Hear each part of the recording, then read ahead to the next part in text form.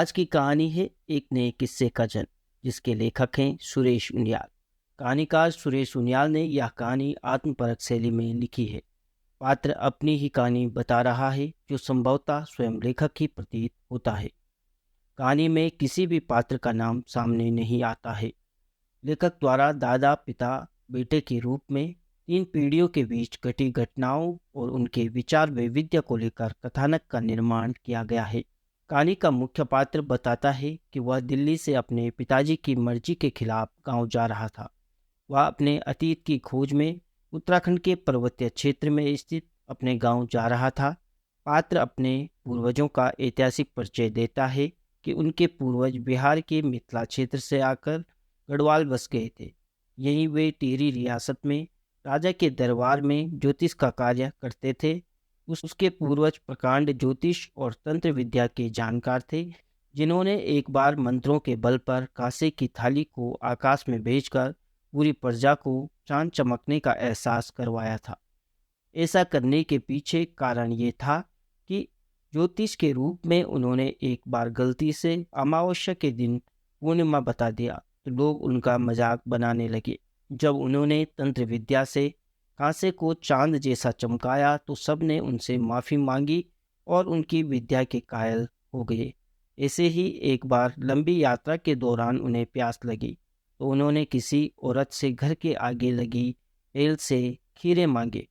जब उन्होंने नहीं दिए, तो उन्होंने मंत्रों से खीरे के बेल को अपने पीछे चलवा दिया। जब गांव के एक बुजुर्ग ने ये देखा, तो उसने गांव वालों से मिलकर उसके दादा से माफ़ी मांगी। लेखक कहानी के बीच बीच में अंधविश्वास और लोक रूढ़ि का प्रभाव कम करने के लिए कथानक में पात्र के माध्यम से स्पष्ट करते हैं कि ऐसे किस्से दरअसल प्रभाव बनाने के लिए होते हैं। कहानी का मुख्य पात्र बताता है कि उसके पिता इन किस्सों पर विश्वास नहीं करते थे। उसके पिता मानते थे कि हमारे पुरखे अपना प्रभाव जमाने के लिए ऐसे किस्से खुद प्रचलित करते थे। उसके दादा जिसे तंत्र सिद्धि कहते थे, उसके पिता उसे झाड़ फूंक कह देते थे। इसलिए उनके बीच अक्सर झगड़ा ही रहता था। उसके पिताजी ने लखनऊ से ग्रेजुएशन किया था और वे सिविल सर्विस की परीक्षा देना चाहते थे, लेकिन दादा ने इसकी अनुमति नहीं दी, क्योंकि दादा अपने इकलौते बेटे के द्वारा ही खानदानी विद्या को आगे बढ़ाना चाहते थे। बस उसी समय पिताजी ने दादाजी और ओझा गुरुओं के खिलाफ विद्रोह किया और वे दिल्ली चले गए, जहां उनकी सरकारी नौकरी लग गई। कुछ समय बाद उसके दादा की मृत्यु हो गई थी। तो कहानी में पात्र अपने परिवार और पूर्वजों का परिचय देता है और बताता है कि अपने पूर्वजों की सच्चाइयों की तलाश उसकी हमेशा से इच्छा रही है। वह स्वयं वैज्ञानिक प्रवृत्ति का है और इसी आधार पर वे अपने कुल और अपने पुरखों के किस्सों की जांच करना चाहता है। वह सभी किस्सों की मेटाफिजिक्स और पैरासाइकोलॉजी के आधार पर परख करना चाहता है। इसी खोज के लिए वह पिता की मर्जी के खिलाफ दिल्ली से गांव के लिए निकला है। वह दिल्ली से 5 घंटों में हरिद्वार पहुंचता है और हरिद्वार से शाम 5 बजे तक चंबा पहुंचता है। चंबा जो टिहरी गढ़वाल का एक क्षेत्र है। जब वह वहां पहुंचता है, तो वह चाय की दुकान पर रुकता है, जहां लोगों को अपने गांव के एक मंदिर का नाम लेकर वह लोकेशन पूछता है। गांव का पता न पूछकर वह मंदिर का पता पूछने के पीछे कारण भी बताता है कि अगर वह गांव का नाम लेकर पूछता है, तो पहाड़ के लोग अपनी आदत के अनुसार पूरी तहकीकात कर बैठेंगे और रिश्ते भी निकालना शुरू कर देंगे। वह बताता है कि उन्हें यूं तो अपने बारे में बताने में कोई दिक्कत नहीं थी, लेकिन लोगों को जब पता लगेगा कि वह ओझा गुरु का बेटा है, तो वे उसकी आवाभगत में जुट जाएंगे और उसका उद्देश्य पूरा नहीं होगा। यहाँ उसको रुकने की सलाह दी जाती है, क्योंकि उसका गांव लगभग 10 किलोमीटर की पैदल दूरी पर था। जब लगभग 7 किलोमीटर की दूरी तय करने पर रात का अंधेरा हो जाता है, तब भी 3 किलोमीटर की दूरी शेष रह जाती है।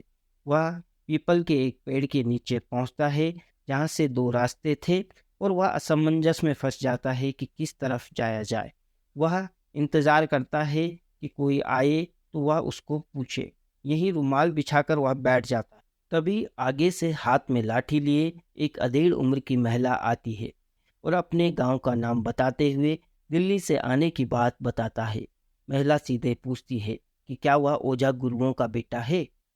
वह इस बार कुछ झूठ नहीं बोलता है और गर्दन हिलाते हुए स्वीकार कर लेता है। वह महिला बताती है कि वह उसकी दादी लगती है और उसे आगे जाने की बजाय वह झोपड़ी में रुकने के लिए कहती है। वह उसे मंडुए की रोटी और चटनी खिलाती है। उसके बाद वह सो जाता है। आधी रात झोपड़ी का दरवाजा खुलता है तो वही औरत सिर से गंजी होकर कच्चे सूत की डोरी लेकर उसके पास आ जाती है। ये देखकर उसका शरीर जड़वत हो जाता है। उसके मुंह से अनायास ही डायन शब्द निकलता है। अब उसे पिताजी के दिल्ली आने से पहले का डायन का किस्सा याद आ जाता है। वही डायन जो उन दिनों गांव में बच्चों की मौत का कारण बन रही थी। वह डायन गांव की एक महिला ही थी जिससे गांव वालों को उसके दादा ने ही निजात दिलाई थी। दादा ने उस औरत के घर पर ऐसी कील लगाई थी जिससे औरत अपने घर के दरवाजे के अंदर ही डायन की शक्तियों का प्रयोग कर सकती थी। तब उसे अपने पिता की तरह डायन वाली बात सच्ची नहीं लगती थी। उस रात डायन के हाथ में सूत देखकर वह अपनी मौत निश्चित मान बैठता है। लेकिन उसी वक्त उसके पिता सामने आ जाते हैं और उस डायन को कहते हैं, तेरी यह हिम्मत कि ओझा गुरुओं के परिवार के कुलदीपक पर बुरी नजर डाले। आज मैं तुझे हमेशा के लिए मुक्ति देता हूँ। वह बताता है कि इस तरह पिता ने उस औरत को कुछ मंत्र पढ़ते हुए बांध दिया और उसे आराम से सोने को कहा। अगले दिन उसे तेज बुखार था और जब भीड़ की आवाज़ से उसकी नींद खुली तो एक वृद्ध उसे उठाता है। फिर गांव के लोग उसे उठाकर गांव ले आते हैं। लोग आपस में चर्चा करते हैं कि शायद वह थक कर उस खंडर में गया होगा जहां लोगों को डायन का भूत दिखाई देता है। 3 दिन बाद जब वह स्वस्थ होता है तो लोग उसका नाम पता जानना चाहते थे। तभी एक बुजुर्ग के पूछने पर वह अपने बारे में सब कुछ बताता है। तो बुजुर्ग कहता है, उसके पिता भले ही ओझा गुरुओं का विरोध करते हों, लेकिन ओझा गुरुओं की कृपा ही है जिसकी वजह से उसकी रक्षा हुई। दिल्ली आकर वह पिता को पूरा किस्सा सुनाता है और पूछता है कि उन्हें कैसे पता लगा कि वह खतरे में है और दिल्ली से इतनी जल्दी वे उस रात को कैसे पहुंच गए। तो पिता सिर पकड़कर बैठ जाते हैं।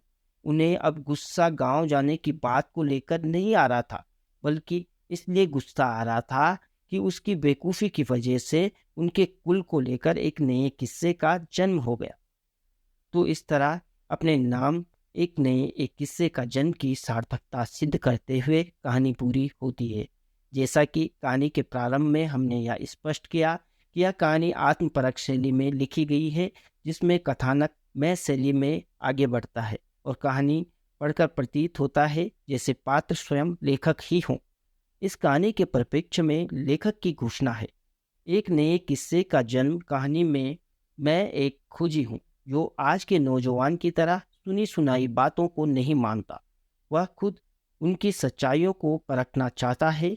गांव में उसके पहले अनुभव को भी मैं अपनी ओर से कोई अर्थ नहीं देना चाहता।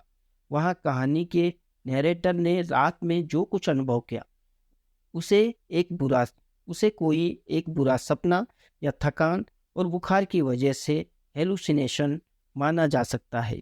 इसके पराभौतिक पक्ष की ओर भी कहानी में संकेत है। तो धन्यवाद। ये थी आज की कहानी और उसका विश्लेषण। ऐसी वीडियो के लिए हमसे ज़रूर जुड़िए और चैनल को सब्सक्राइब कीजिए।